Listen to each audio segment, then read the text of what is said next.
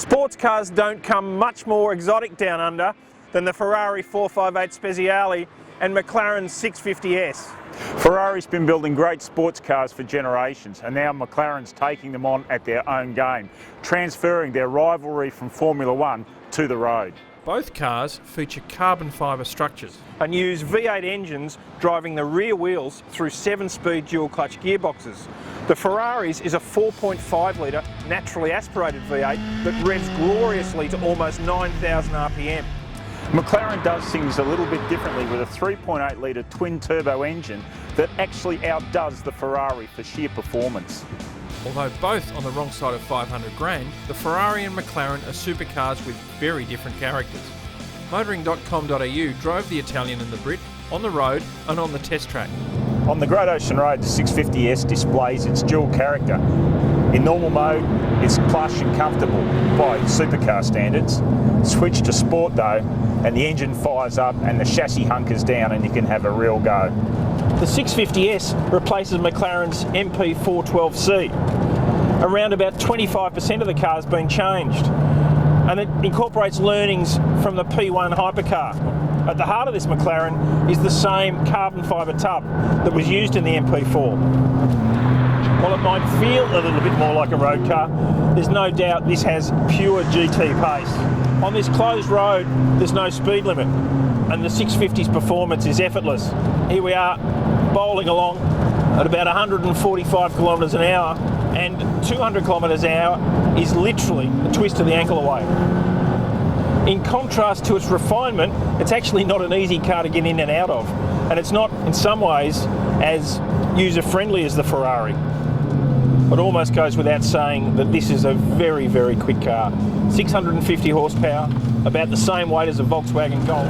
It's not something that you just jump into and drive quickly. One of those cars that requires respect, but by the same token, it's not a daunting car. It feels planted and it feels like it wants to do the right thing.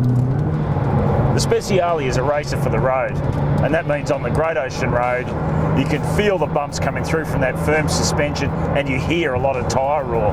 But it's also a fantastic drive, a car that will put a grin on your face on a road like this. The stripped out semi-racer sits right at the top of Ferrari's V8 lineup. It's one of those cars that you jump into and feel like you know it.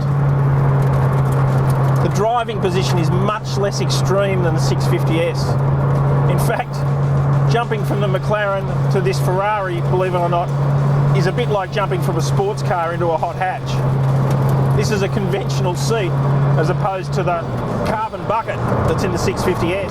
And that makes the car a bit more conventional to feel. There's nothing conventional about the way it goes though. Every bit of the performance you expect is here in this car. There's more wind noise in the 458 and there's definitely more engine noise. But you don't buy a Ferrari for it to be quiet.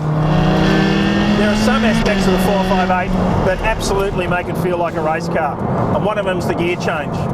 It is just wicked. Now listen to this.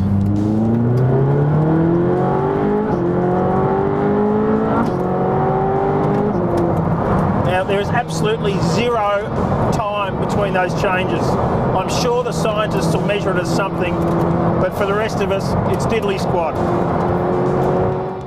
These cars succeed in spades in taking that F1 rivalry to the street. On the road, there's very little to separate these two, at least in terms of overall performance. But fact is, this is not a comparison. So if you're looking for a winner, you're about to be disappointed.